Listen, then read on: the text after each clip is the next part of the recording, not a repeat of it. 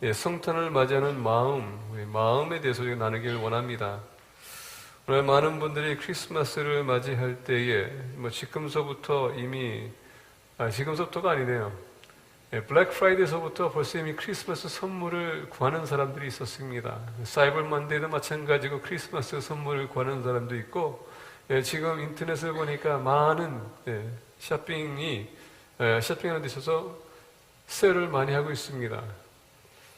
그 와중에 우리는 잊어버리는 게 있습니다. 왜 우리가 선물을 사서 전해야 되는지, 우리 사랑하는 자녀들, 우리 부모님들, 우리 친구들 왜 선물을 우리가 주는지 깊게 생각해 볼 필요가 있습니다. 선물이 중요한 게 아니라 그 의미가 더 중요한 것 같아요. 그 바로 뒤에 있는 예수 그리스도의 탄생을 상징하며 선물을 줄 때 그 기쁜 소식을 전하기 위해서 선물을 주는 것인데, 우리는 주를 들고 항상 불을 볼 때가 많습니다. 그래서 오늘 본 말씀 통하여서 동방 박사들의 마음을 좀 이해하기를 원합니다. 예수 그리스도의 탄생을 맞이해서 그들이 어떤 마음을 가지고 왔는지 오늘 우리가 보기를 원합니다. 그동안 크리스마스 하면은 대부분 이 말씀 본문 배경으로 연극을 하거나 또는 요새 영화도 많이 나오고 있습니다. 동방 박사에 대해서 많이 찬양을 하고, 그리고 거기에 대한 스키트도 많이 하고 있습니다. 근데 그분들의 마음을 가지고 하는 것인지 아니면 우리가 형식적으로 이것을 보면서 그냥 따라하는 건지 보기를 원해요. 오늘 본 말씀 보게 되면 1절에 헤롯 왕 때에 예수께서 유대 베들레헴에서 나심에 동방으로부터 박사들이 예루살렘에 이르러 말하되, 헤롯 왕 때에, 헤롯 왕은 악한 왕이었습니다. 그는 왕에 올라서기 위해서 그의 형제들을 죽인 사람입니다. 심지어 자기 자식까지 죽인 사람이에요. 가이사에게 돈을 줘가지고 그 왕 보좌를 샀습니다. 그래서 그 왕권을 뺏기고 싶은 마음도 없었습니다. 자, 그렇다면은 그가 이 가이사르에게 돈을 주기 위해서 얼마나 많은 돈이 필요했을까? 그러면 백성들에게 얼마나 많은 세금을 얻었을까? 지금 로마로 인해서 핍박받는 이스라엘 백성들에게 세금을 걷어가지고 지금 가이사에게 바치고 있습니다. 이런 악한 사람. 이때 예수께서 유대 베들레헴에서 나심에 예수님께서 나셨다는 얘기입니다. 동방으로부터 박사들이 예루살렘에 이르러 말하되, 동방에서부터 사람들이 오셨습니다. 동방 박사들이라고 합니다. 이들이 와서 어떻게 합니까? 하루에게 와서 유대인으로 나신 예수가 어디 있느냐, 아기가 어디 있느냐, 유대인으로 왕으로 나신 아이가 어디 있냐 물어봤었을 때 헤롯 왕은 충격을 받았을 것입니다. 아니, 그동안 자기 도전자 다 죽였다고 생각했는데 갑자기 뜬금없이 유대인의 왕으로 나신 이가 어디 있냐, 이건 제가 돈 주고 산 게 아니라 전통을 따라서 다윗의 후손이 태어났다는 얘기거든요. 그러니까 얼마나 위협적이에요. 그리고 이 메시지를 듣는 사람들 들었을 때, 아니, 그동안 헤롯이 왕인 줄 알았는데, 그동안 선지자들이 얘기했던 말씀, 하나님의 그 언약으로 인해서 다윗의 후세가 끊기지 않는다고 했는데, 왕이 났네? 얼마나 헤롯이 지금 그게 혼동이 왔을까? 그래서 우리가 메시지를 보게 되면, 16절에, 이에 헤롯이 박사들에게 속은 줄 알고 심히 노하여 사람을 보내어 베들레헴과 그 모든 지경 안에 있는 산의 아이를 박사들에게 자세히 알아본 그때를 기준하여 2살부터 그 아래로 다 죽이니. 어마어마한 아이들이 죽었다는 얘기입니다. 2살부터 그 밑으로 모든 아이들을 죽였다. 얼마나 충격적이고 얼마나 악한 사람인지. 이런 사람이 사람이라고 부를 수 있을까? 어떻게 아무런 죄가 없는 아이들을 죽일 수 있을까?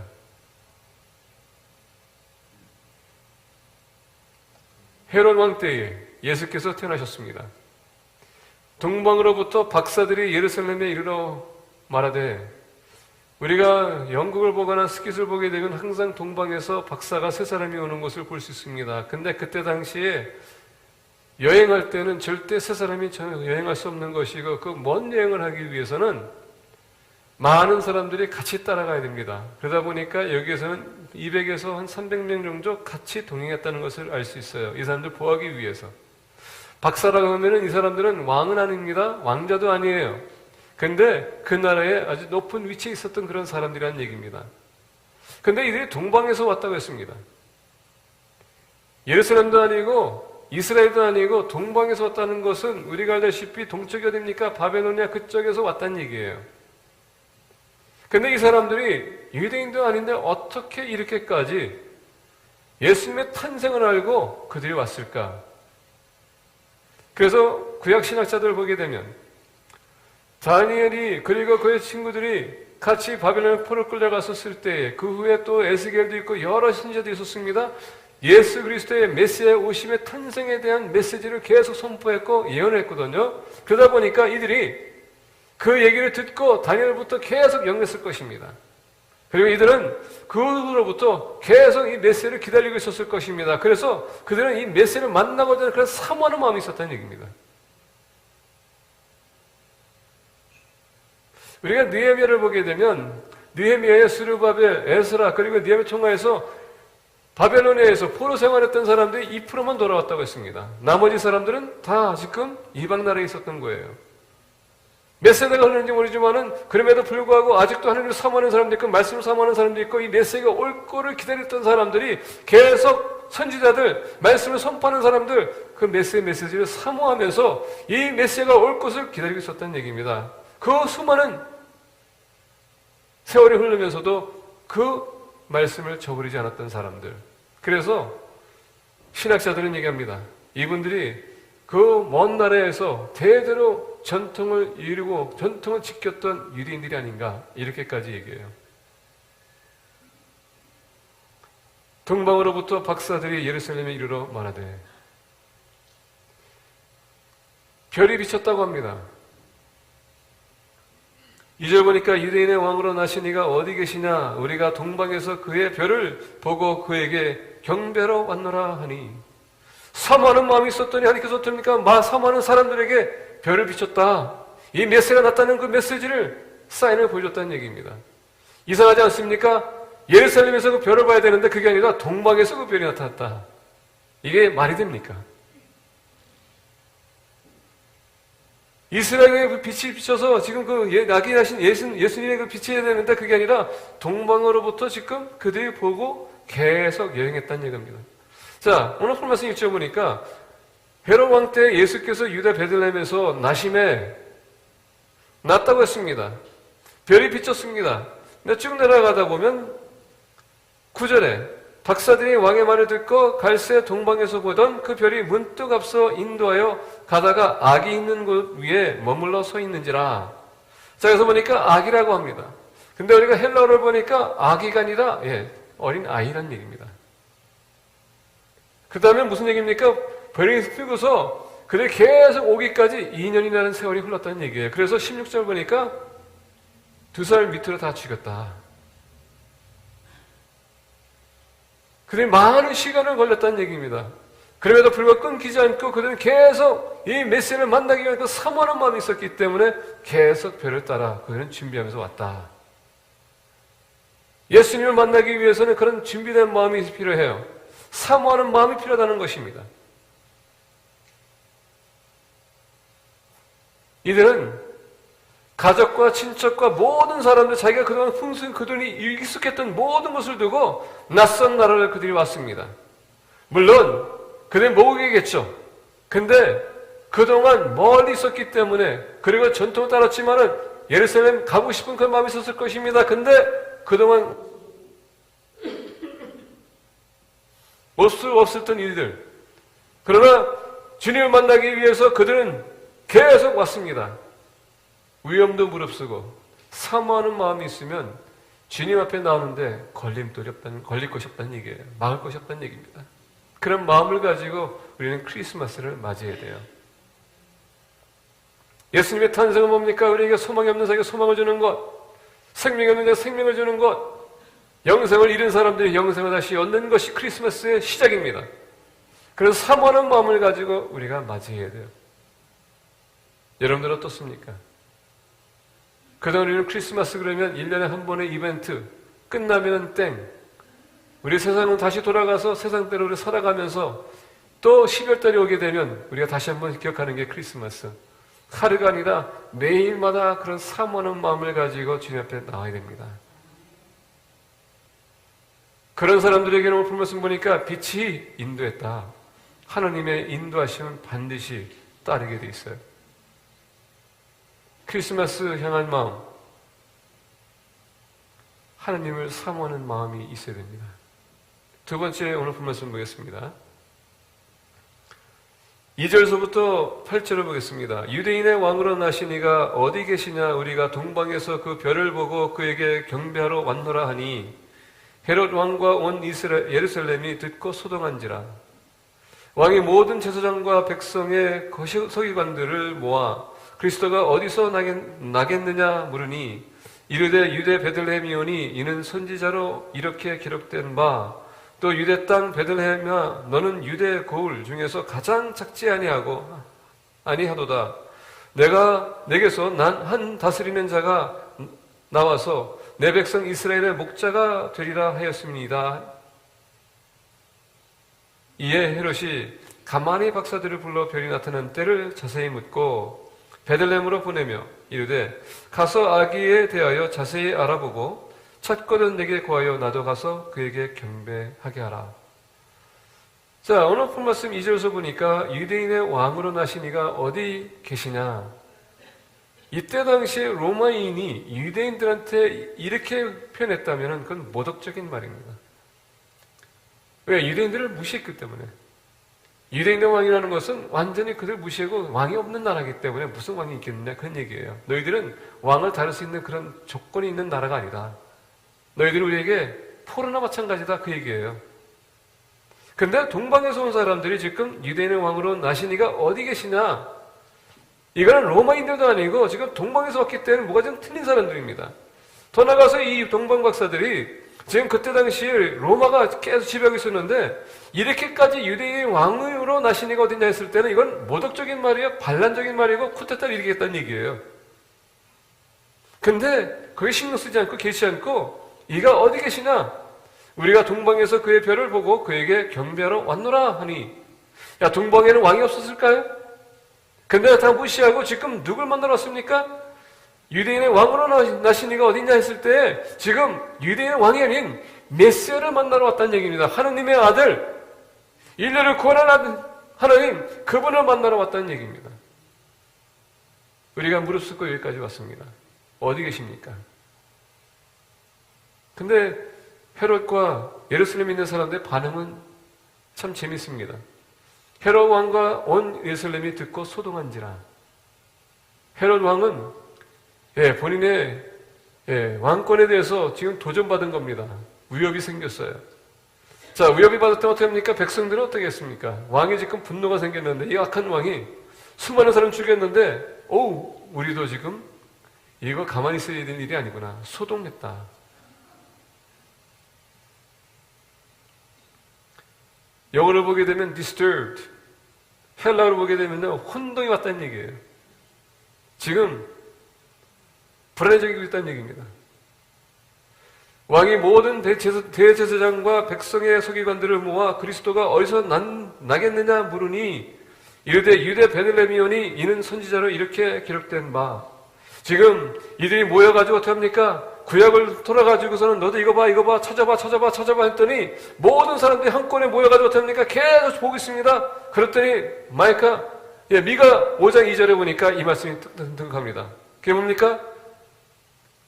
또 유다 땅 베들레헴아 너는 유대 고을 중에서 가장 작지 아니하도다. 내게서 한 다스리는 자가 나와서 내 백성 이스라엘의 목자가 되리라 하였음이니이다. 자, 베들레헴에 도착했더니 동방 박사들은 헤롯이 물어봤습니다. 당신들의 왕이 어디 있느냐? 아무도 모르겠어요. 어떻게 이방인에 있는 사람들은 다 아는데 이스라엘 백성들은 전혀 몰라요. 예루살렘 안에 있는 사람들이 모르고 있었다는 얘기입니다. 하나님을 경배하고 찬양하고 하나님을 의지하고 신뢰하고 섬기는 사람들이, 말씀을 선포하는 사람들이 전혀 모르고 있었다는 얘기입니다. 왜 그럴까요? 너무 전통을 따르고 너무 예식에 따르게 되면 말씀은 꽝이라는 얘기가 아무것도 없다는 얘기입니다. 말씀을 모르고 있었다는 얘기예요. 말씀을 가르치는 사람이 모르고서 가르쳤다는 얘기입니다. 얼마나 황당스러운 환경인지. 왕이 모든 대제장과 백성의 서기관들을 모아 그리스도가 어디서 나겠느냐 물으니 이르되 자 모여가지고 어떻게 있습니까? 그들은 말씀을 가지고 지금 연구하고 있습니다. 지금 어디서 이 메시지가 나는지 그들이 찾고 있습니다. 계속 연구하고 끝에 그들이 답을 발견했어요. 말씀을 우리가 읽지도 않고 말씀을 우리가 묵상하지도 않고 하나님의 뜻을 알고자 하는 것은 그건 거짓말이에요. 목회자의 말만 듣고서 여러분 것을 만족한다면 여러분 크게 다칩니다. 여러분들도 말씀을 사모하는 사람이 되어야 되고 말씀 안에서 여러분은 답을 구해야 된다는 얘기입니다. 오늘 본 말씀 보니까 대제사장 서기관들이 말씀을 가리키는 사람들이 모르고 있었다는 게 이게 말이 됩니까? 그들은 매일마다 기도해져 있을 거예요. 우리에게 메시지를 보내서 이 압박하는 이 로마인들에게 우리 자유를 주시옵소서 외쳤을 것입니다. 근데 메시아가 왔음에도 불구하고 그들은 모르고 있었어요. 오늘 얼마나 많은 사람들이 예수님 믿는다고 하지만은 예수님이 막 가까이 와도 우리가 놓칠 거라는 얘기입니다. 누군지 모르기 때문에. 얼마나 예수님에 대해서 아십니까? 얼마나 예수님 아세요? 개인적으로 만나십니까? 여러분 예수님 개인적으로 만나지 않고서는 절대 알 수가 없습니다. 여러분들 스스로가 하나님께로 돌아가셔야 돼요. 나는 여기 있는 것은 말씀을 풀이해주고 더욱더 쉽게 이해할 수 있도록 하는 거고 가르쳐주지만은 그거 가지고는 다 모든 것이 완벽해질 수 없다는 얘기입니다. 우리는 하나님을 알고자 하는 그런 마음이 필요해요. 오늘 우리가 크리스마스를 놓치는 이유가 뭔지 아십니까? 하나님을 알고자 하는 마음이 없기 때문에 크리스마스의 참된 뜻이 뭔지 모르기 때문에 그냥 넘어갈 때가 많아요. 크리스마스 요새는 계속 뭡니까? 인본주의를 가다 보니까 크리스마스가 아닌 요새는 할라데이를 갖다가 해피 할라데이라는 단어를 사용하기 원해요.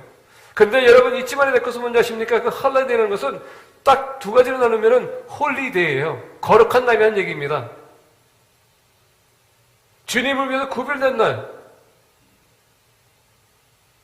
주님이 탄생한 날, 우리가 왜 탄생했는지를 아셔야 되지 않겠습니까? 죽은 사람들을 살리기 위해서, 죄인들을 용서해 주기 위해서, 다시 하나님 아버지와 화목하게 하기 위해서 주님께서 나신 거거든요. 왕이 모든 대제장과 백성의 서기관들을 모아 그리스도가 어디서 나겠느냐 물으니 이르되 유대 베들레헴이오니 이는 선지자로 이렇게 기록된 바. 또 유대 땅 베들레헴아. 유대 땅은 뭡니까? 유다를 얘기하는 겁니다. 유다 지파. 왕권이 거기서 나올 것이고 베들레헴은 뭡니까? 다윗이 태어난 마을. 당연히 유다 베들레헴에서 예수님께서 나오셔야지. 다윗의 후손이라면 반드시 베들레헴에서 나와야 되는 것입니다.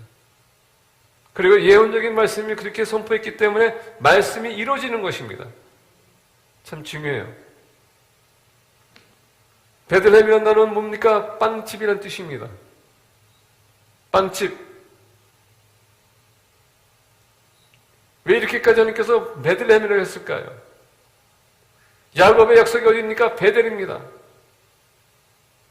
빵, 만나. 이스라엘 백성이 40년 동안 광야 생활을 하면서 어떻게 했습니까? 만나로 살아왔어요. 만나가 왜 중요합니까? 이스라엘 백성들이 배고프다고 했을 때는 그 만나를 내렸습니다. 그 만나가 내려왔었을 때에 그래서 다 걷어가지고 쪄가지고서 먹었더니 꿀처럼 달더라. 근데 매일 먹기 시작하다 보니까 그게 질려가지고 나중에 뭐합니까? 다른 건 달라고. 마치 우리인 것 같아요. 계속 말씀 듣는 것은 좋은데 계속 듣다 보니까 실증날 때가 있어. 하나님의 말씀은 실증날 수가 없습니다. 매일마다 필요한 말씀인데 우리는 이스라엘 백성들처럼 그런 실증날 때가 많아요. 오늘 본 말씀 보니까 이 베들레헴 말씀이 실증나기 시작하게 되면 말씀을 우리가 소유할 것이고 말씀을 번리할 것이고 그러다 보면 하나님 말씀을 알 수가 없는 것입니다. 그러다 보니까 메시아가 어디 있습니까? 했더니 I don't know. 믿는 사람이 누구에게 우리에게 다가와서 주님이 누구시냐고 물어볼 때 어떻게 대답할 것입니까? 교회 오는 목적이 뭐예요?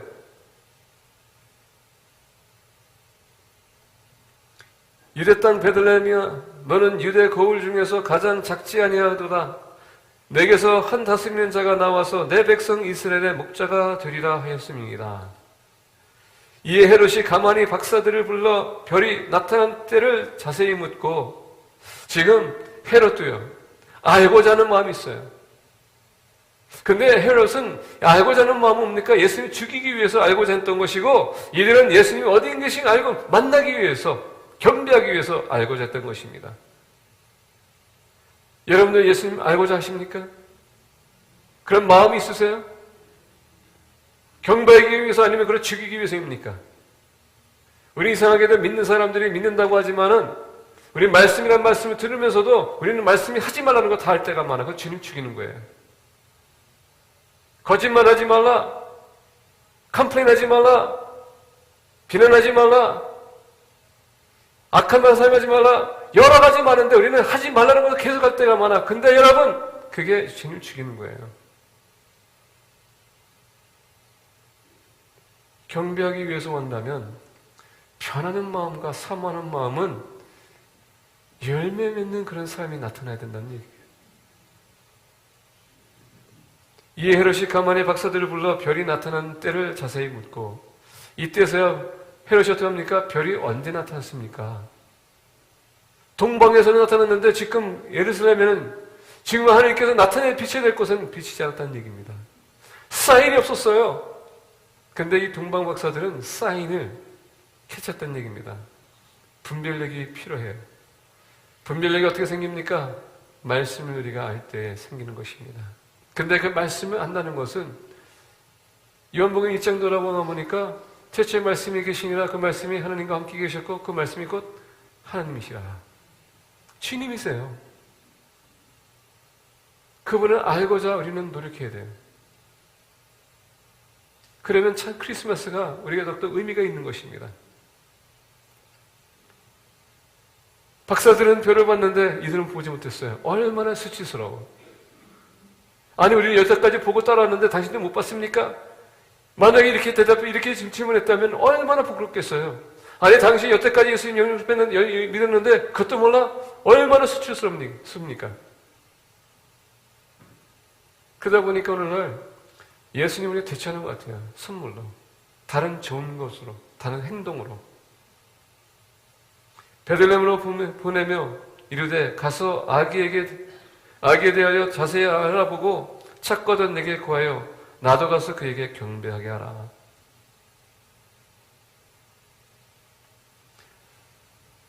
크리스마스를 향한 마음, 주님을 알고자 하는 마음이 필요합니다. 사모하는 마음, 더 나아가 알고자 하는 마음. 세 번째 보겠습니다. 박사들이 왕의 말을 듣고 갈새 동방에서 보던 그 별이 문득 앞서 인도하여 가다가 악이 있는 곳 위에 머물러 서 있는지라. 아니, 지금 동방에서 이 별을 따라서 왔는데 예루살렘 들어가서 헤롯과 만나고 이 모든 와중에는 별이 그냥 사라졌어요. 그게 무엇을 얘기해 주는가? 우리가 하나님의 인도심을 우리가 의지하고 신뢰해야 되는데 때로 우리가 사람을 의지할 때가 많은 것 같아요. 왜? 예루살렘에는 거기 왕이 있었으니까 그분에게 물어보면 알 수 있겠지. 그러다 보니까 하나님이 아닌 사람을 의지할 때 이 별이 사라진 겁니다.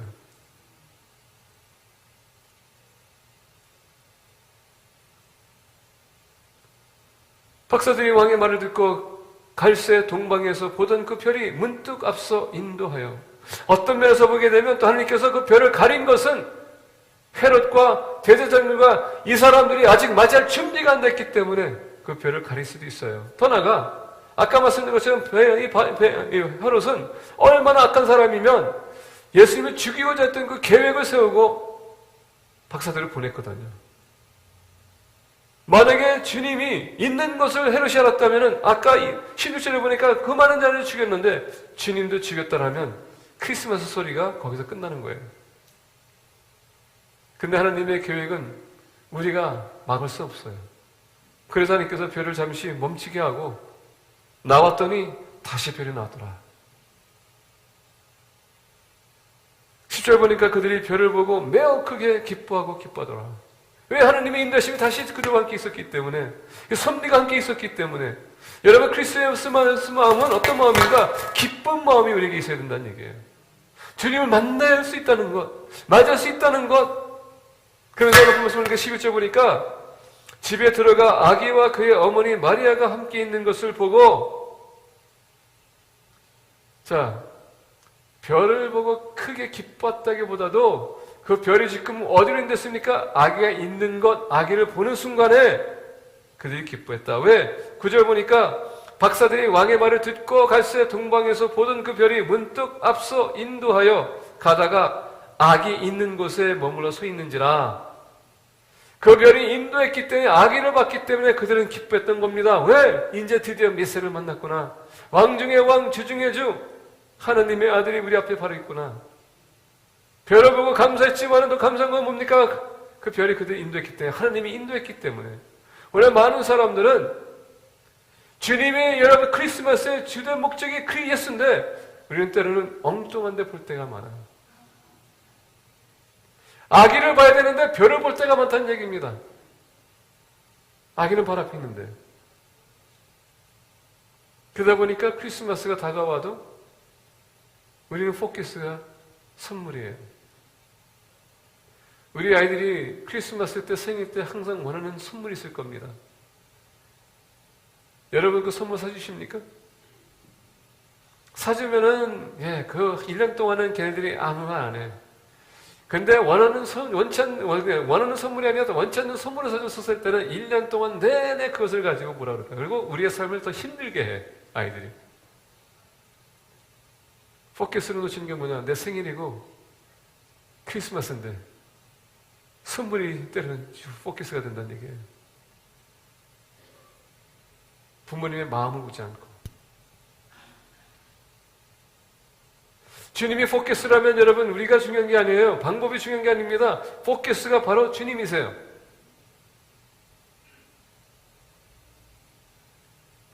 집에 들어가 아기와 그의 어머니 마리아가 함께 있는 것을 보고 엎드려 아기께 경배하고. 자, 오늘 본말씀 우리가 경배라는 단어가 2번 나옵니다. 그를 경배하기 위해서 왔다고 했습니다. 만나자마자 어떻게 합니까? 기쁜 마음을 가지고 지금 나가서 경배했다라고 합니다. 이 경배했다는 것은, 이 단어는 어떤 뜻을 갖고 있냐? 물론 엎드려 절한다지만은 왕을 만났을 때 손을 내미잖아요. 그 손을 무릎 꿇고 절하고 손에다가 볼이 된다는 얘기예요. 경외하는 마음입니다. 아기에게.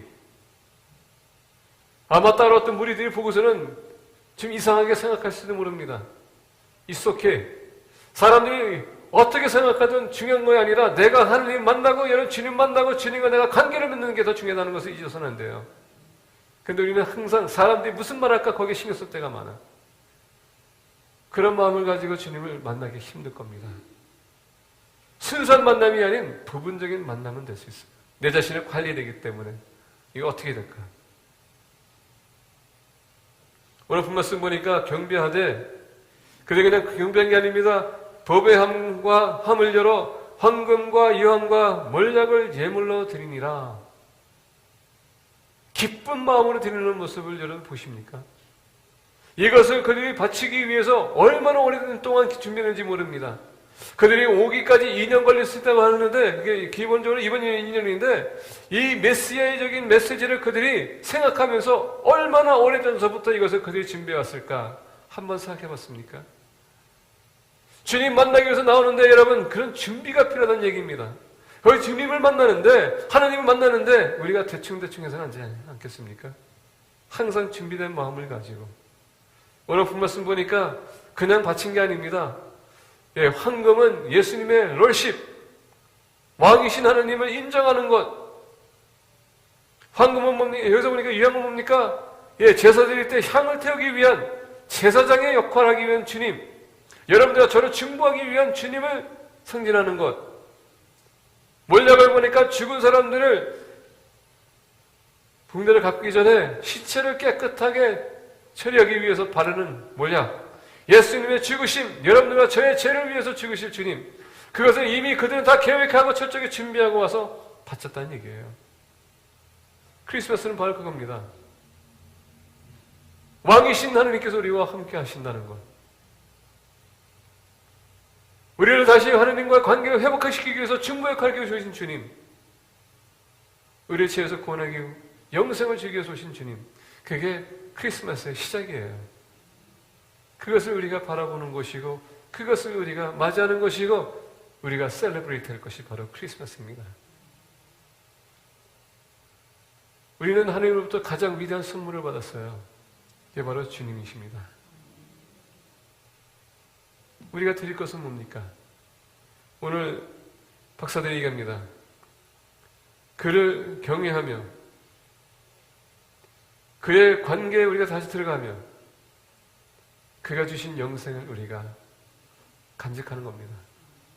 나만 간직하는 게 아니라 그것을 이번 크리스마스에 여러분 선물 주지 말라는 게 아니에요. 선물 주시되 더 중요한 게 뭡니까?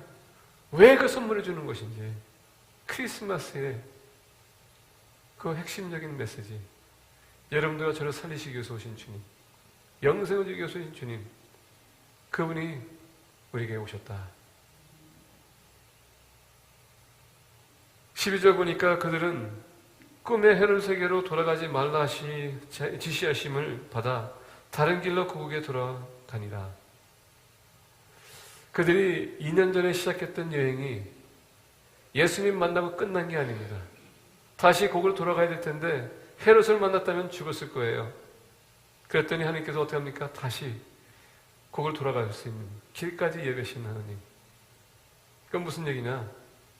메시아를 만나서 그게 끝나는 게 아니라 하나님은 우리가 여러분 하늘나라 우리가 들어가는 그날까지 계속 인도할 거라는 얘기입니다. 크리스마스가 바로 시작이에요.